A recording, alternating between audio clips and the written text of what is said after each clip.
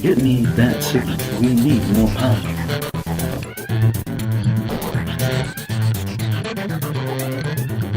Welcome to the Voice of E. I am your host, Elliot Miller, and in this edition, I'm looking at Dark Horse Comics and what's on the horizon for them. Because I've gotten a lot of stuff from them lately, and so they got a lot of stuff going on.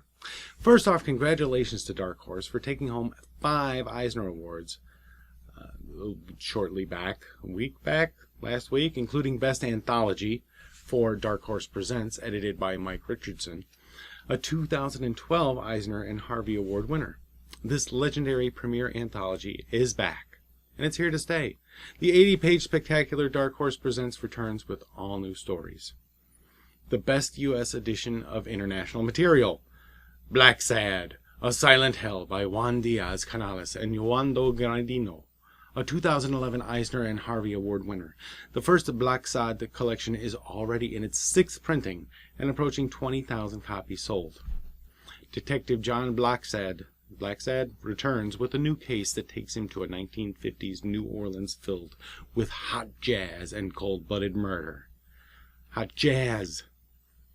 Best painter/multimedia artist for interior art, Juanjo Garadino Blacksad. The hardcover collection features an extensive making-of section with tons of preliminary sketches and watercolor studies.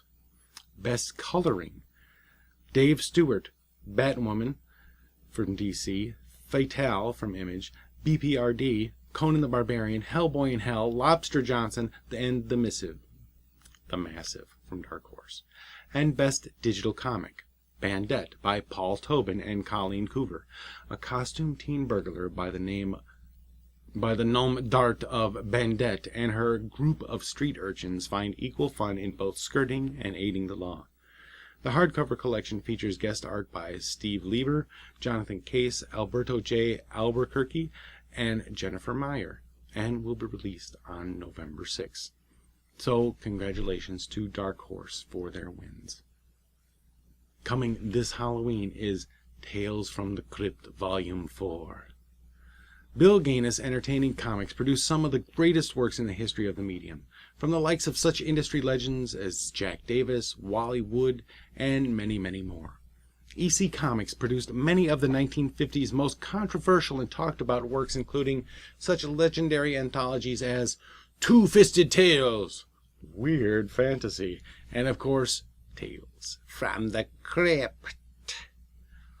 Dark Horse will work with comic luminary Russ Cochran under the careful guidance of Kathy Gaines to continue this legacy with the release of Tales from the Crypt, Volume 4 in October, with Vault of Horror, Volume 3 following in January. I have admired Mike Richardson and Dark Horse for many years, and am very pleased to be working with them to bring the remainder of the EC archives to fans everywhere, said Russ Cochran. Dark Horse strength and clout in the marketplace will open up new avenues of distribution for these great comic books. Each volume will be digitally recolored using Marie Severin's original colors as a guide. Tales from the Crypt Volume 4 collects issues 35 through 40, featuring stories drawn by all-star comic artists Jack Davis, Joe Orlando, Jack Kamen, Graham Ingalls, George Evans, Reed Crandall, Bill Elder, and Bernie Kriegstein. Tales from the Crypt Volume 4 arrives on sale at finer comic shops everywhere for $49.99 on October 30th, 2013, just in time for Halloween. Let's take a look at Dark Horse's latest releases. Akaniro number 3. Connie, a brave but inexperienced young huntress, uncovers a cunning plot by the demonic yokai, forcing her to make a decision that will shape her destiny and that of the entire world. This book is based on a hot new game by American McGee's Spicy Horse Games, and it's the startling conclusion. Amala's Blade number 4. Master Assassin Amala uncovers Prince Marco's plan to reignite civil war between modifiers and purifiers. Can she stem the tides of war? What is the deadly secret her mother carries? And will Amala face her long-lost destiny? Angel and Faith number 24. Angel and Faith need all the help they can get when it comes to stopping this season's uber villains from unleashing a magic-fueled plague upon the Earth. Enter an Archmage, a former Watcher, and 2 socialites who've dabbled in magic. Will it be enough? It's the final arc. It's a battle to the death, and it's time for a mini review. Angel and Faith is building toward the grand finale as the orb builds in strength towards a massive explosion, which will bring magic back to Earth, but probably destroy the human race in the process. At least make them mutate into horrible, disgusting things. Angel and Faith are fighting to stop Whistler and his cronies. Giles is back, but he's a kid. This is it. The mega battle and the story build nicely. The bad guys counter every move that Angel and the gang make, and at the end it comes down to Angel and Demon Whistler locked in a battle that can only end in death for someone. It was a well-written issue with plenty of action and some interesting twists and turns. It's at the point that I have no idea what will happen in the finale. I want magic to come back to the world, but not at the cost of every human being being turned into magic mutants. And I find myself really looking forward to reading the next issue. BPRD Vampire number 5. After the bloody encounter in the woods, only Professor Bruttenholm himself can put an end to this vampire hunt and get to the bottom of the mystery of the undead of Eski Krumlov. This is the last issue in the miniseries. It's a direct sequel to the critically acclaimed BPRD 1948 from the Eisner Award-winning creators of Day Tripper, Gabriel Ba, and Fabio Moon. Captain Midnight number 1. On the run from the U.S. government after fleeing custody, Captain Midnight has been labeled a security risk. In the 40s, he was an American hero, a daredevil fighter pilot, a technological genius, a superhero.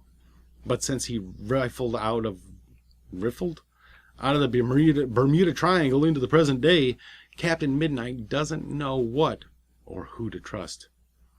It's a key title in Dark Horse's new superhero initiative, written by Joshua Williamson, from Masks and Mobsters, Voodoo, and Uncharted, with art by Fernando Dagnino, Resurrection Man, and Suicide Squad. It was featured with issue 0 on Free Comic Book Day, which I didn't get.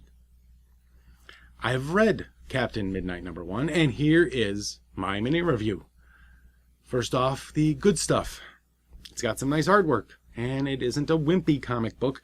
There is plenty of good kills, starting with a polar bear ripping off a Nazi's face, and Captain Midnight snapping somebody's neck.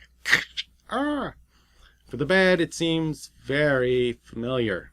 Every twist and turn in the comic reminded me of Captain America and S.H.I.E.L.D., and I mean, if they're looking to make a parody, then the first issue is a roaring success.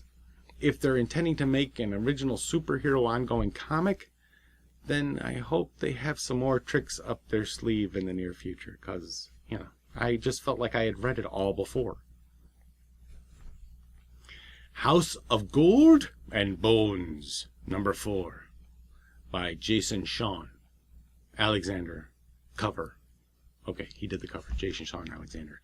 Inside the House of Gold and Bones, the conflagration has begun. Here the human must make a choice that could alter the course of his life.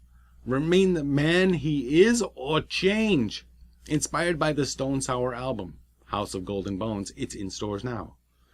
King Conan, Hour of the Dragon number 3. Aided by the brave harem girl Zenobia, the deposed barbarian king escapes a gruesome dungeon using both stealth and brute force, only to come face to face with one of his ruthless captors.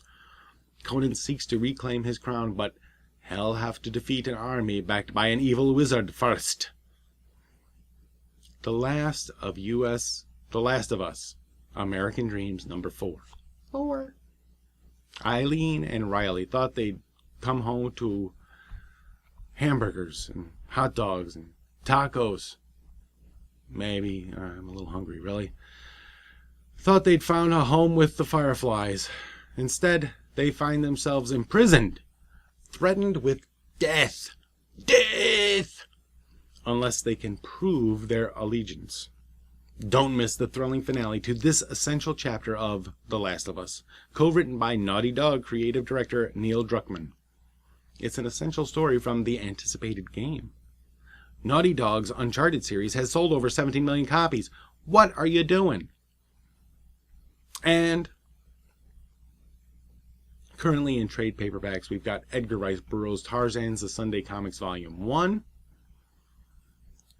This is all stuff that just came out, people. So it's Tarzan stuff from the Sunday, reprinting over 100 strips on high-quality paper and an eye-popping color. You know, what's wrong with that? Nothing? No, it's good. I like Hal Foster, creator of Prince Valiant. And quickly, just being released this week is Abe Sapien, number 5. After a half-eaten body washes ashore, a small cult suspects the hungry killer may be Abe, who flees to the Salton Sea only to confront a dangerous Ogdru hem larva. Max Fiumara takes on Abe. Catalyst Comics number 2. Frank Wells saved the world, but now what? Amazing Grace fights for life in a cosmic coma, and the Agents of Change have a superhero encounter session. Don't miss the second smash issue of the baddest comic on the stands, masterminded by Joe Casey from Sex and Godland, with art team Dan McDade, Ulysses Farinas, and Paul Mayberry. Michael Avon's Oming's The Victories number 4. With the public turning against the Victories and other powered humans, the government takes action. All powered beings are ordered to turn themselves into an internment camp, but when heroes and villains alike refuse to do so, a new force is unleashed, and one villain is made an example of. By Eisner Award winner Michael Avon Oeming. It's a new ongoing series. Check it out. The new trades coming out this week include BPRD Hell on Earth Volume 6, The Return of the Master, and Battle Pug Volume 2, This Savage Bone hardcover, Lone Wolf and Cub Omnibus Volume 2 trade paperback, Orchid Volume 3 trade paperback, The Savage Sword of Conan Volume 14 trade paperback, and finally Trekker Omnibus trade paperback, which has nothing to do with Star Trek, but involves entering the futuristic world of Mercy St. Clair, a talented and troubled bounty hunter, navigating a society steeped in extreme violence on her journey of growth and self-discovery. Over 60 pages of brand new color material. Ron Randall's sci-fi adventure opus. Okay, that's it. That's it for Dark Horse this week. Thanks for joining me for this update, and stay tuned for more comic, gaming, geek culture news from the Voice of E. I'm your host, Elliot Miller, and until next time, keep your mind free. Get me that signal. We need more power.